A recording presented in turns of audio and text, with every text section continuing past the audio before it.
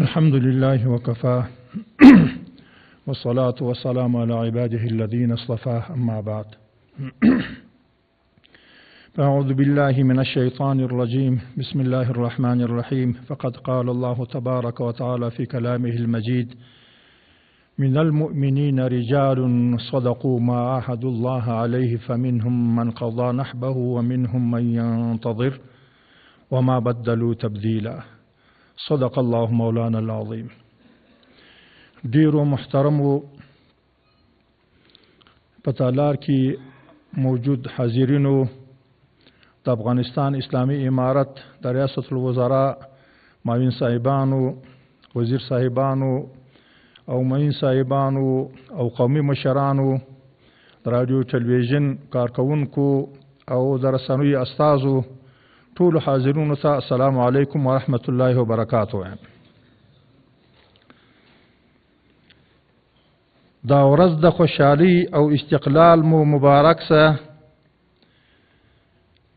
دا ورځ د خوشحالي او استقلال مو مبارک سه. څه ښکلی روایت مو د ننګونو را ژوندی کړ. څه ښکلی روایت مو د ننګونو را ژوندی کړ.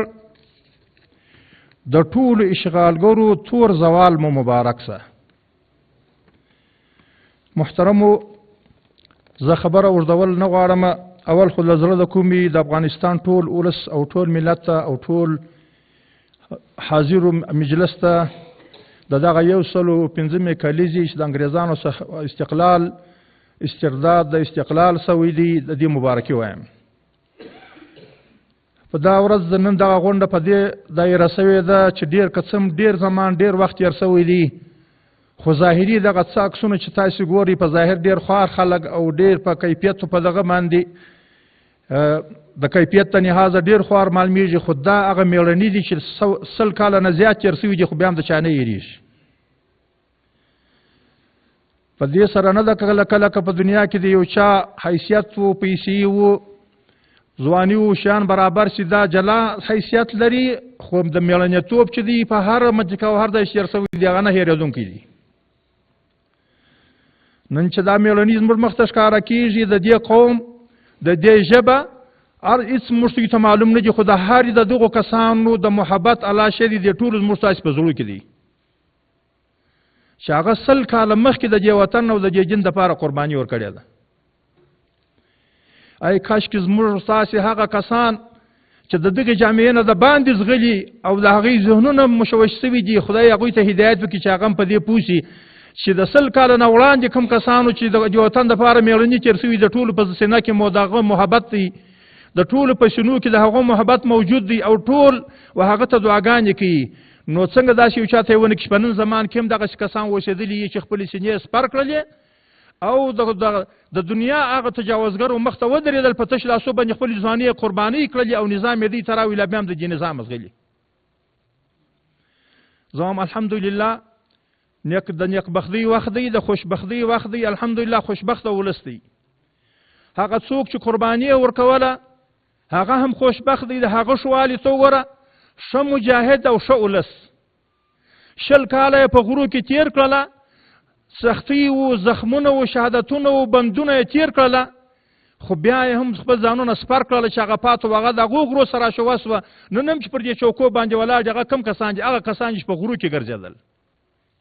کله کله سړی په دې لارو سیري دا چې پینډو ته وګوري دغه مجاهدین چې ولاړ سړی په ذهن کې ځکه حالت لږ تېر سوی ذهن کې وګوري چې دا خو د وزارت داخله عسکر دي یا د استخباراتو دي، د دفاع دي، نو دا خو هر سړی خپل یو تنخوا دی، د حکومت مامور دی. مګر نه سړی هغه ځای باید راوي چې دغه څو 3 کاله وړاندې دی چیرې و؟ ایا د معاش درلودی؟ ایا دی په غرو کې نه و؟ ایا د خپل ځان نه و سپر کړی؟ دی په زندانونو کې نه وه؟ ام هغه کسان الحمدلله نن راشو چې د دې خپل ولس مظلوم ولس ته خدمت او د هغوی په لارو کې ولاړ دي، د هغوی امنیت ساتي. او بیا هغه ولس وګوره چې همدغه کسان یې په خپله غېږه کې ځای ورکاوی او خپل سختي یې ګاللې، تلاشي یې ګاللې، چاپي یې ګالل، خو دوی بیا پټوله. همدغه د لاس یو د بل تصور کول و چې د دنیا زبرځواک، د اوسنۍ دنیا د ټکنالوژۍ خاوند، د ډالرو خاوند، د هر څه خاوند یې شاته داسې شاته کوي چې دوست دښمن ورته انګوش په دندان دی. نو زه وایم چې دغه مجلس چې جوړ دی انشاءالله د دې نه مخکې چې څلورمه د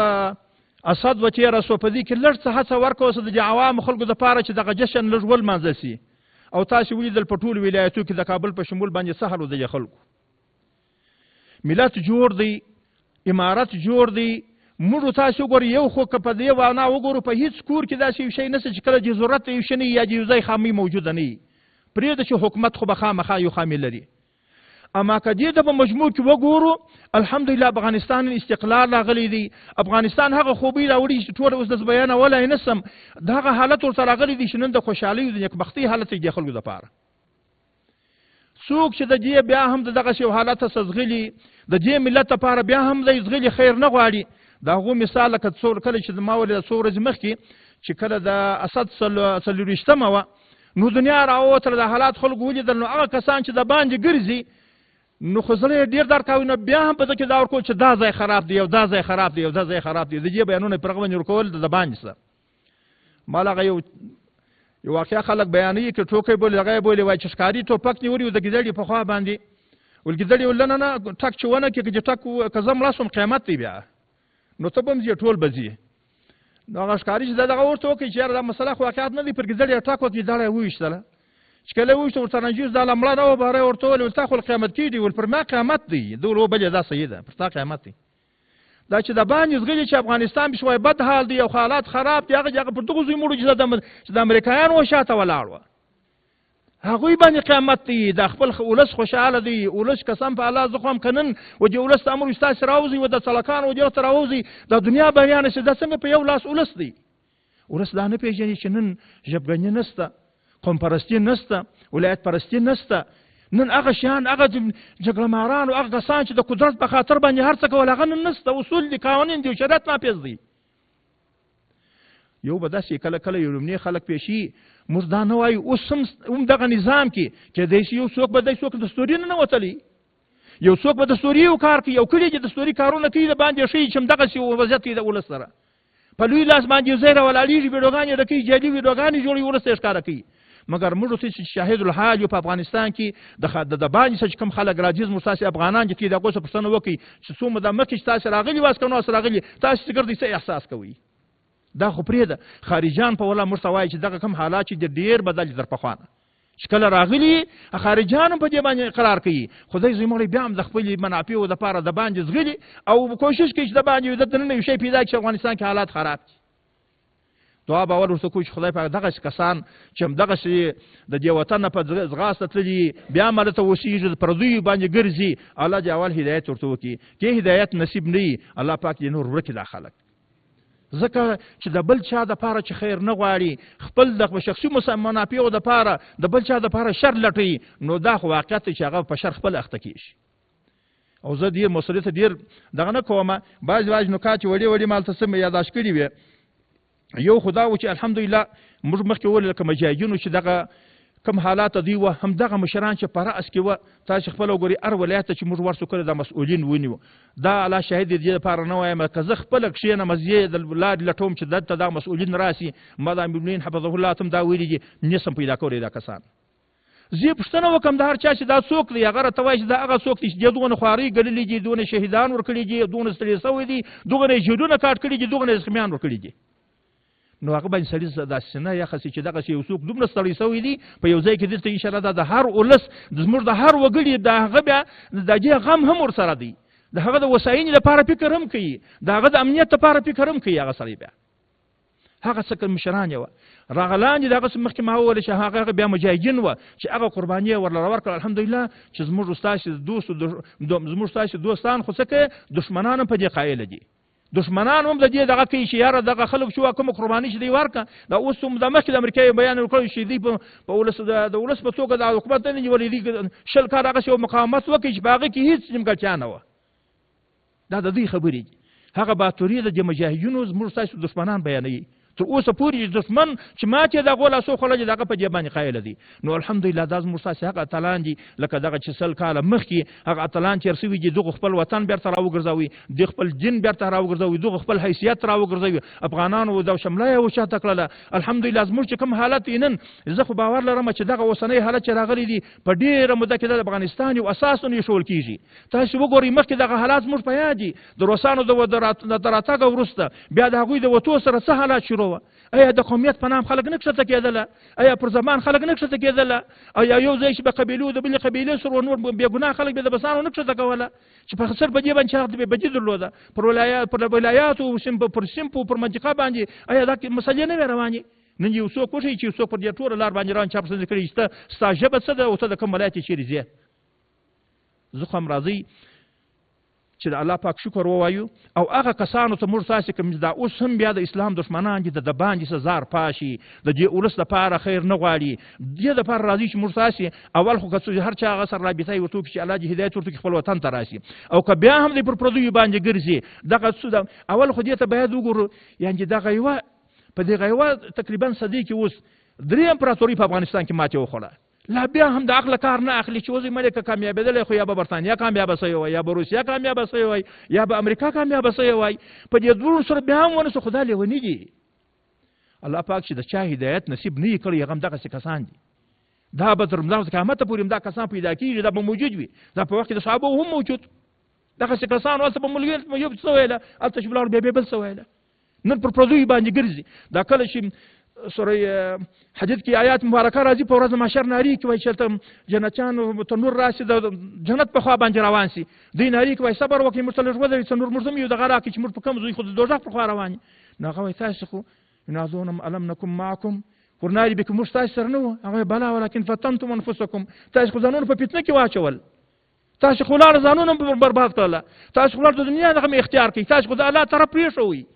نو دا هغه کسان دي چې خدای مکه دغه بدبخته کسان دي. الله پاک چې موږ تاسې دغه ټوله جامعه د افغانستان د جنه وساتي. څوک چې بیا الله پاک چې هغه ته هدایت وکړي او که هدایت نصیب نه وي خدای پاک چې زموږ تاسې د دې وطن څخه ورک او الله پاک چې داسې کړي چې د زموږ د وطن د شره څخه لاس کو تاسې. دا واقعیت دی چې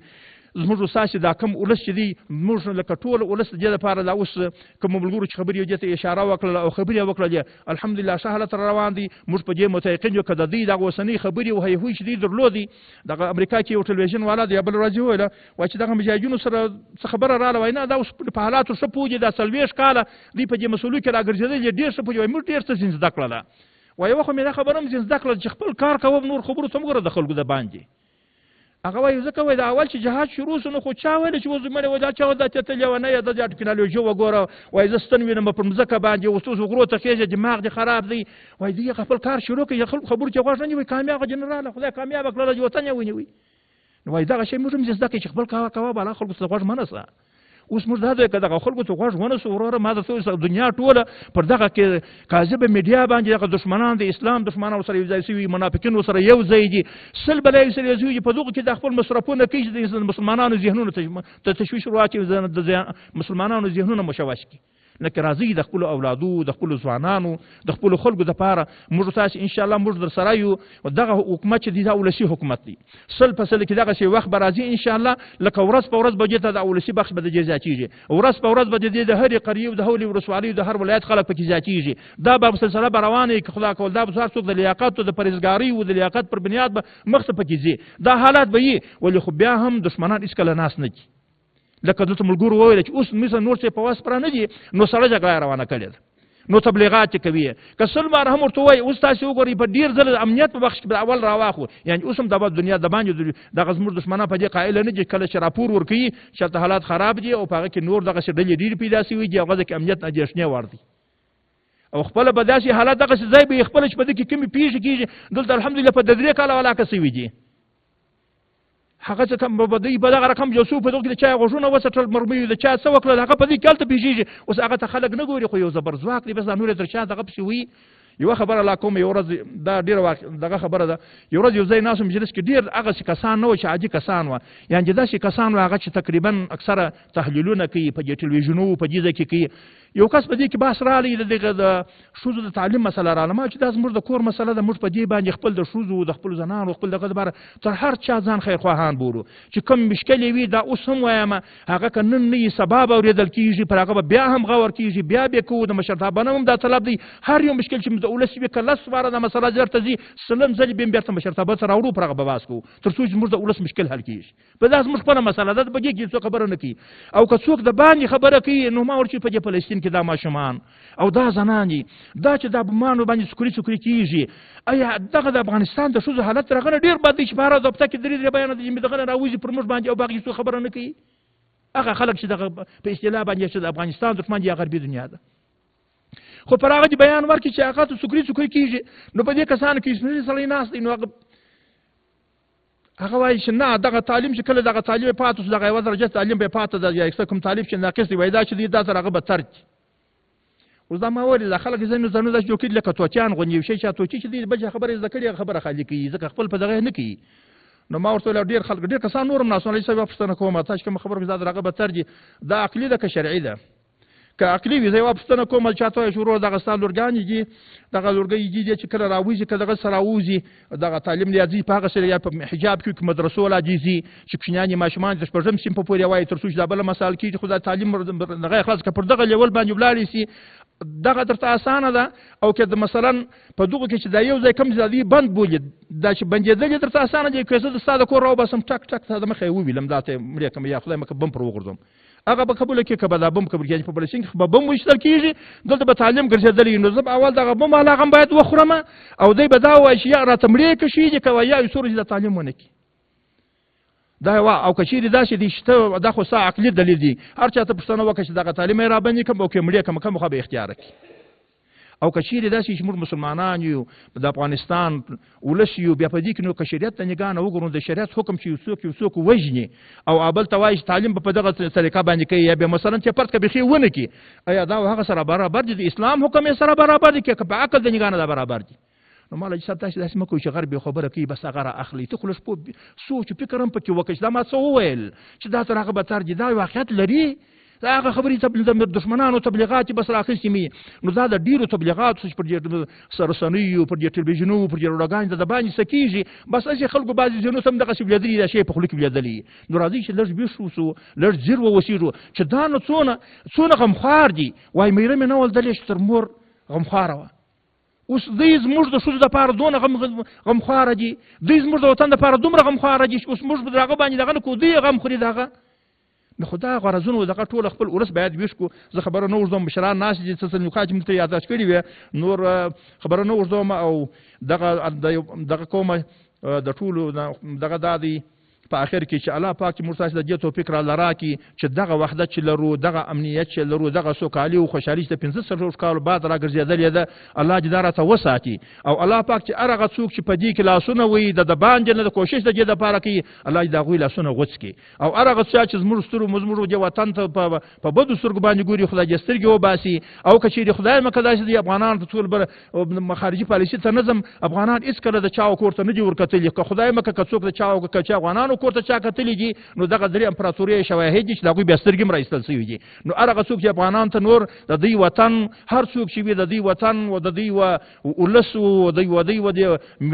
ملتیت و د خاورې ته په درنه سترګه باید وګوري او موږ د چا خاورو ته په سپکه سترګه نه دي کتلي او نه ګورو او د بل چا نه مې هم دا خواهش دی چې موږ سترګې خاورو ته باید په درنه سترګه وګوري او خدای مکه که چا په درنه سترګه نه دي کتلي د هغوی انجام دي هر چا ته معلوم دی الحمدلله تاریخ ته دې ضرورت نشته چې موږ بیان کړو هغه په ټول دنیا کې هویدا او روښانه دي نو ستاسې وخت نه اخلم الله پاک ټول ته اجر ولره ورکړي او بیا به همیشه موږ په دغو غونډو باندې یو ځای کېږو چې د خپل مېړنیو د خپل مجاهدینو د خپل هغه کسانو چې د وطن دغه دین یې راساتلي د دغه وخته پورې د هغوی به یادونه کوو د هغې ارزښتونه به راژوندي کوو او ولسي غونډې به پراخوو او خپل ولس ته به د خپل پیغامونه رسوو او د ولس پیغامونه به امارت ته رسوو واخر دعوانا ان الحمد لله رب العالمین